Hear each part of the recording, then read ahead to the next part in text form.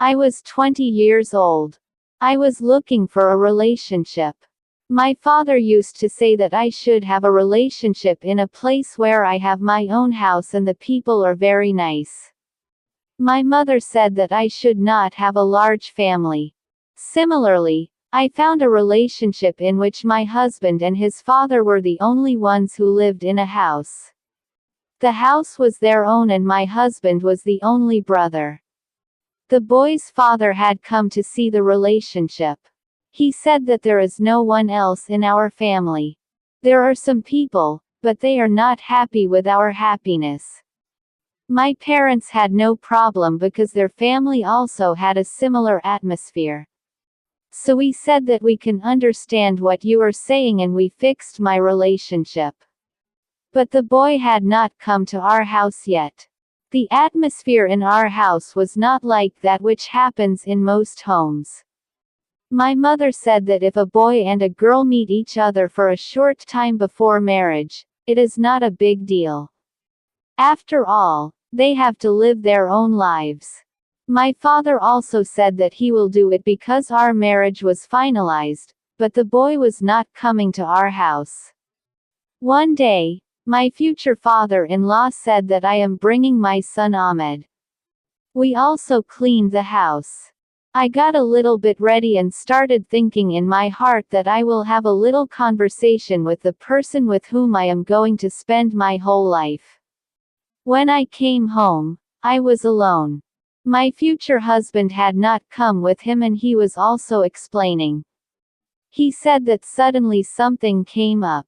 My mother took charge and said, "It's okay, this is his house. Now he'll come and go." But she was surprised and was wondering why he didn't want to come to our house. He should have done something. Did he not want to see his future wife or was he just too shy? But nowadays, even girls aren't that shy, so why would he be shy? Then my wedding date came and we both got married. When I came to my house, I saw that there was really no woman living in this house, so the house was in a bad condition. It took me a month to clean it. During all this, my husband was not good to me at all. For the world, we were fine and even going well according to tradition, but there was no love or feeling in this relationship. We were living our lives as if we were just fulfilling our duty. It had been 10 years since we were married. I did not want to live such a life. There should have been some benefit in coming to a house alone. Here, I did not have a mother-in-law or a nanda. There was no such woman who would stop me from doing what I wanted, but my husband was not supporting me. When I wanted, I could not even go out anywhere, but going for a walk was far away. He did not take me anywhere in the city. One day, I wanted to go to the market, so he said, "Go with my father-in-law," and I went with him. His name was Aslam. He was very nice. They were human beings. It took me a month to set up this house. I was very busy and when the month passed, my husband told me that he wanted to go abroad. We were told earlier that he works abroad, but he also told me that after marriage he will not go, he will start a business here. Because my father had an objection to this, he used to say that those who marry their wives and go abroad on their own, their wives become widows because a woman with whom he does not have a husband is not even a wife. But my mother had no problem with this. My mother used to say that if he stays here, he will earn 2 paces and nowadays, you cannot live on 2 paces. If he stays there, he will earn 2 paces more and will be useful for his wife and children. And whoever stays there for the rest of his life, there is nothing wrong in working hard for 2 or 4 years. My mother also told me that let your husband go. When a husband gets carried away, a person's heart also gets sad. If he stays there, you should ask him for supplies. If you stop him now, he will say that my wife did not let me go. She stood in the way of my progress. And what kind of love marriage do you have with her? You should live here comfortably and let her go. I did not understand whether I should listen to my father or my mother's, but the real thing is that my husband had to do his own thing. He didn't listen to a single word I said and he went abroad. I asked him when he would be back, and he said he didn't know either. He will find out when he goes there, and when he finds out, I will tell you first. When I spoke to my heart, I didn't feel right about it either. I didn't feel good that my husband was leaving me. He didn't even tell me that he had to go. My father didn't talk to him about it. I said that at least ask him why he lied to us. If it was like that, he would have told us first so that I could be mentally prepared. But my father said that we are girls and we can't ask too many questions. My husband went away as if he was very happy to leave here. For 3 or 4 days, he didn't call me. Even after that, he didn't call me. 15 days had passed. I asked my father-in-law if he calls you. He said that he had called me once too. Well, he had reached me safely. I said that he didn't tell me. Then my father said that son, it takes some time to settle in the environment there and then the time there is different from the time here. His work is also very hard. As soon as he settles down, he will be the best. He will call you because you are his wife, but he did not call me for a whole month, and even after that he called me then on the advice of my father because I had heard that my parents were telling him why he did not call his wife as a rule. He was scolding him, then he called me. And that too without talking much, just finished his duty and ended the call. I was mumbling something. My husband was probably not interested in marrying me. That's what I felt like. What else could I think his attitude was like from the beginning? But my father-in-law said that you are thinking too much. There is no such thing. Everything will be fine as a person thinks. So happens. When my husband sent his salary for the first time after leaving, we were all surprised. It was a lot of money and he had sent this money for his father. My father-in-law was very happy. Until now, whenever he spoke to my husband on the phone, he would always say about me that he should give time to his wife too, but this time he didn't say anything like that and just kept thanking his son and being proud of him and praying for him. You have sent more money this time than before.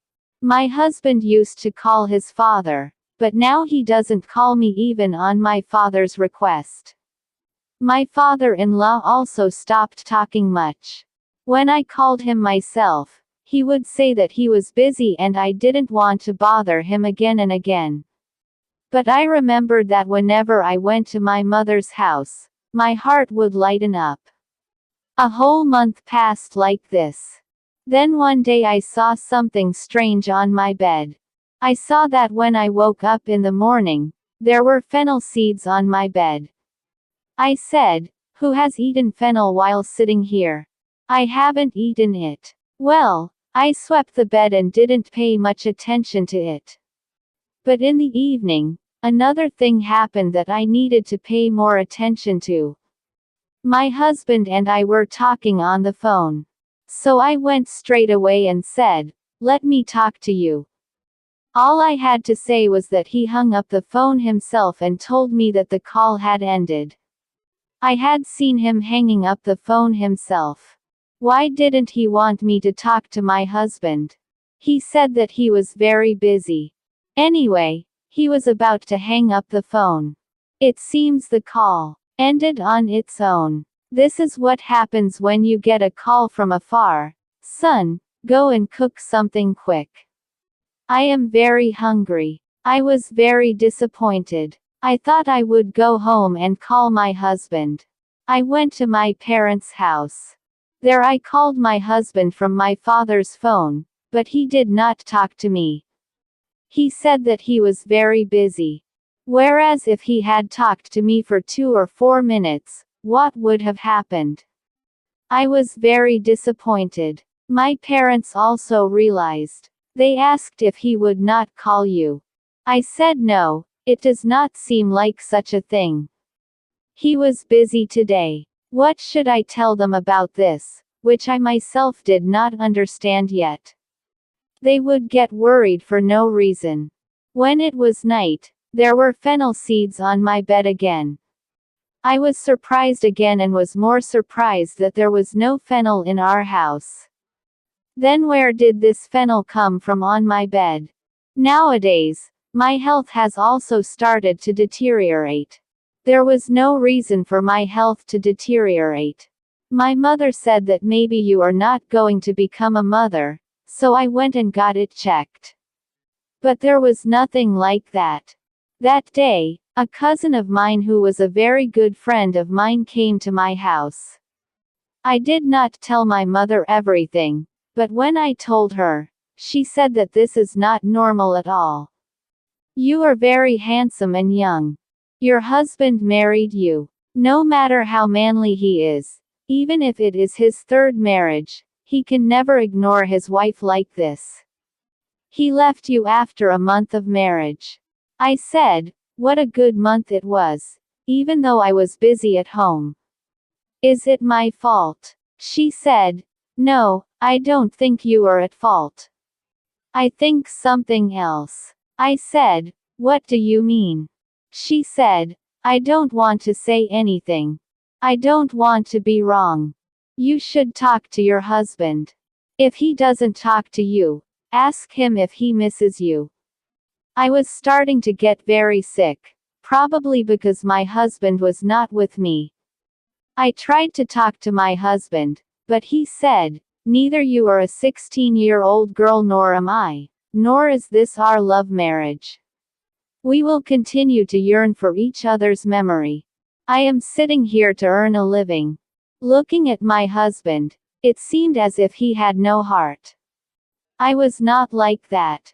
I was a beautiful girl and this was my husband's first marriage, but it seemed as if he had no interest in women. Every morning when I woke up, there would be fennel on my bed. Now I didn't understand what was happening. There was no fennel in my entire house. One day, a woman from my husband's family invited us. She said, your husband left early, but we were supposed to invite you. When I went to her house, there were some things made in her house that were hung on the wall. They looked very cute. I asked who made these. She said, your husband made these. He is fond of all these things. I asked, since when did she start telling me that he keeps making such things and he was the most loving boy in our family? I said that the word, lover, was not appropriate for my husband at all because I had never seen such a behavior in him. He had never spoken affectionately to his wife either. Then the girl started telling me that once he had been lying behind me, but I was older than him. I thought he was joking. Then it seemed to me that he was probably serious. But since when have I been married and I have become a mother of 2 children? May Allah bring good news to you too. I asked if you were really talking about my husband. She said, yes, why are you talking like that? We used to say that whichever girl he marries will be very lucky because her voice is also very good and she sings very well. And then a man will not sing for his wife, so who else will he sing for? Why did he not hear you sing any song?